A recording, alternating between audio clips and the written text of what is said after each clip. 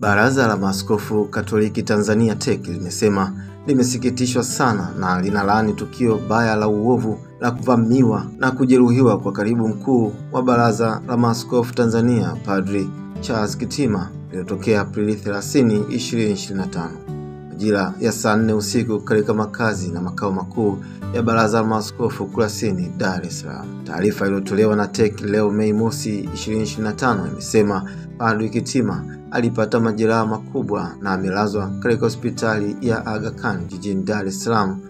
Tunawashukuru wote waliomsaidia na kumfikisha Padri Kitima hospitalini mapema na madaktari na wauguzi wanaomhudumia mpaka sasa.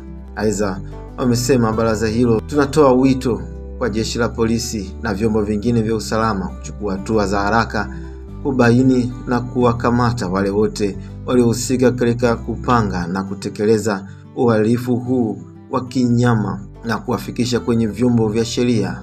Uchunguzi wa tukio hili ufanyike kwa haraka na taarifa zitolewe kwa uwazi na bila upotoshwaji wowote ili kurudisha imani na matumaini kwa watu wetu. Aidha, amesema tunashukuru mpaka sasa kwa ushirikiano mzuri tunaopata kutoka serikali na vyombo vyetu vya usalama. Pia tunashukuru watu binafsi, taasisi za ndani na za kimataifa zinazoendelea kulaani na kutupa pole kwa tukio hili baya na la aibu kwa taifa letu. Tunaomba waamini na watu wenye mapenzi mema muendelee kumwombea neema ya uponyaji Padri Kitima na pia kuliombea taifa letu amani na umoja.